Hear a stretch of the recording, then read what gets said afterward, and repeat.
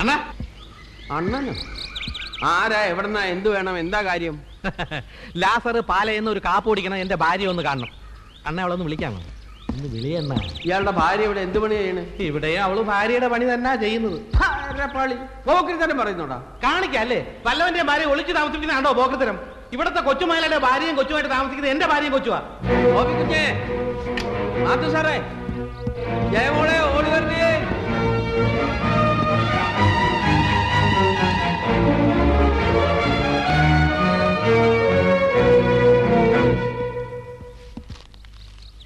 കണ്ടിട്ടൊരു അവലക്ഷണം പിടിച്ചവനെ പോലുണ്ടല്ലോ. തനി അതെന്റെ അച്ഛന്റെ കുഴപ്പ. താൻ വലിയ ക്രോസ് സാരം നടത്തണ്ട. മര്യാദക്ക് എന്റെ ഭാര്യ കൊച്ചിനും വിളി. താൻ ആരോടാണോ? ഉടക്കാൻ നിൽക്കണ്ട. ഡാഡി പറഞ്ഞ ശരിയാ. കണ്ടാലറിയാൻ ചെറ്റയാണെന്ന്. ഇവന്മാരായിട്ടൊക്കെ സംസാരിക്കുന്ന നമ്മുടെ അന്തസ്സിനെ പറ്റിയതല്ല. നിന്നെ വിളിക്കാം. ജയ, അവളെ വിളിച്ചേ. അവള് വരട്ടെ, അവള് വരട്ടെ. ഇറങ്ങി വാടി, ഇറങ്ങി വരാൻ. എടി ദ്രോഹി, വഞ്ചകി, ചതിച്ചി, എവിടെയാടി എന്റെ കൊച്ച്? എവിടെയാടി? നിങ്ങൾ ആരാ? അറിയില്ലല്ലേടി? സൂക്ഷിച്ചു നോക്ക്. കോട്ടയം സെന്റ് മേരീസ് പള്ളിയിൽ 1990 ജനുവരി 9 മാതാവിനെ സാക്ഷി നിർത്തി നിന്നെ താലി കെട്ടിയ കോർപ്പറേഷൻ ക്ലർക്ക് ലാസറിന്റെ മുഖത്ത് നോക്കി നിങ്ങൾ ആരാണെന്ന് ചോദിക്കാൻ നിനക്ക് എങ്ങനെ ധൈര്യം വന്നടി? നിന്റെ ചാന്തിനും പൊട്ടിനും ക്യൂടെക്സിനും പോലും എന്റെ ശമ്പളം തികയില്ലെന്നും പറഞ്ഞ് നീ വിടുവിട്ട് ഇറങ്ങിയപ്പോൾ പണത്തിനേക്കാൾ വലിയ വില സ്നേഹത്തിനുണ്ടെന്ന് മനസ്സിലാക്കി നീ എന്റെ വീട്ടിൽ തിരിച്ചു വരാൻ നാളെ പ്രതീക്ഷിച്ച് ആ പൂമുഖപ്പള്ളിയിൽ കഴിഞ്ഞ വെള്ളിയാഴ്ച വരെ നിനക്ക് വേണ്ടി ഞാൻ കാത്തിരുന്നു. നാട് മുഴുവൻ എന്നെ എന്റെ കുഞ്ഞിനെ തേടി, സോറി, നിന്നെയും നിന്റെ കുഞ്ഞിനെയും തേടി ഇവിടെ കാണാൻ വന്നപ്പോ ഇത്ര ക്രൂരമായി നിങ്ങൾ ആരാണെന്ന് എന്റെ മുഖത്ത് നോക്കി നീ ചോദിക്കുന്നത് ഒരിക്കലും ഇവിടെ ചെവുക്കുറ്റി നോക്കി ഒരു ഒറ്റ എന്റെ നീനെ ശിക്ഷിക്കാൻ രക്ഷിക്കാനുള്ള അധികാരം എനിക്ക് മാത്രമാണ്. എവിടെ നമ്മുടെ കുഞ്ഞ്? ഒന്ന് കാണാനാണ് ഞാൻ ഓടി വന്നത്. Please please. എനിക്ക് ഇയാളെ അറിയാം. കോളേജിൽ വെച്ച് അന്ന് ഇയാളുടെ പേര് മണികണ്ഠൻ എന്നായിരുന്നു അല്ലേ? അതിനുശേഷം നിന്നെ കല്യാണം കഴിക്കാൻ വേണ്ടിയല്ലേ ഞാൻ ജാതി മറി ലാസറായത്. വേറെ നല്ല പേരൊന്നും കിട്ടിയില്ലേ മോനെ? അയ്യോ, എല്ലാം കള്ളമാ. നിങ്ങൾ കല്യാണം കഴിച്ചതിന് തെളിവ് വല്ലതും ഉണ്ടോ? ഉണ്ട്, മാരേജ് സർട്ടിഫിക്കറ്റ് ഉണ്ട്, ഞാൻ കാണിച്ചു തരാം. മതി മതി, മാരേജ് സർട്ടിഫിക്കറ്റ് മതി. അതിൽ കൂടുതൽ തെളിവ് നമുക്ക് വേണ്ടല്ലോ.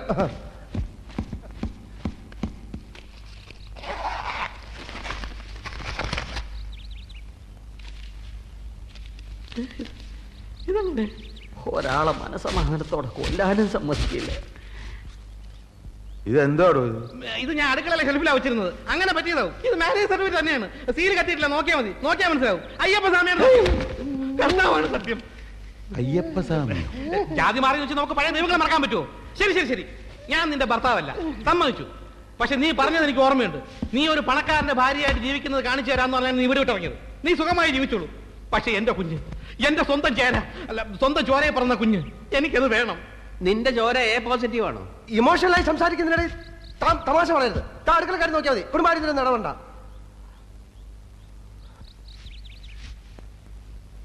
ശരി, കുഞ്ഞിനെ ഞാൻ തരാം.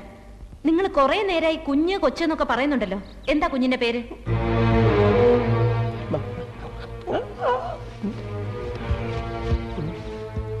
പേരിലെന്തിരിക്കുന്നു? ബന്ധത്തിലാണല്ലോ കാര്യം. സ്വന്തം അച്ഛന് കുഞ്ഞിന്റെ പേരറിയായിരിക്കുമോ? അതല്ല, പക്ഷെ സാറൊന്ന് ആലോചിക്കണം. സ്വന്തം കുഞ്ഞിന്റെ പേര് പറഞ്ഞ് അത് സ്വന്തം കുഞ്ഞാണെന്ന് തെളിയിക്കേണ്ടി വന്ന ഒരു തന്തയുടെ മനോവേദന. ലോകത്ത് ഒരു അച്ഛന് ഇങ്ങനെ ഒരു ഗതികേട് വരുത്തരുത് ഗുരുവായൂർ. കർത്താവേ, അതേത് കർത്താവാണ്? അണ്ണാന്ന് വിളിച്ചോ, ആണ്ട് വേറൊന്നും വിളിപ്പിക്കരുത്.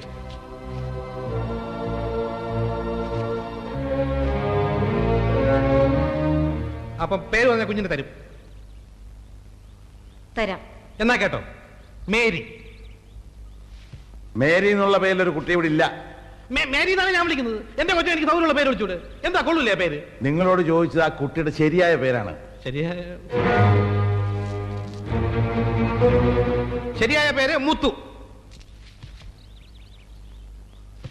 പെൺകുട്ടികൾക്ക് ആരെങ്കിലും മുത്തു എന്ന് പേരിടൂടാ? ഇട്ടൂടെ നിയമമൊന്നുമില്ലല്ലോ. എന്റെ അമ്മയുടെ പേര് പീതാംബരൻ ആയിരുന്നു. നിന്നെ കണ്ടപ്പോഴേ എനിക്ക് തോന്നി നേരെ ചുവയുള്ള തന്തയ്ക്കും തള്ളയ്ക്കും ജനിച്ചല്ലെന്ന്. എനിക്കറിയാം, ഇവന്റെ അച്ഛന്റെ പേര് ഭവാനിയമ്മ എന്നാ അല്ലേ? മനുഷ്യ ഇവിടെ തീർന്നു നിൽക്കുമ്പോ കളിയാക്കല്ലേ. കുഞ്ഞിന്റെ പേരപ്പ തനിക്ക് അറിയില്ല.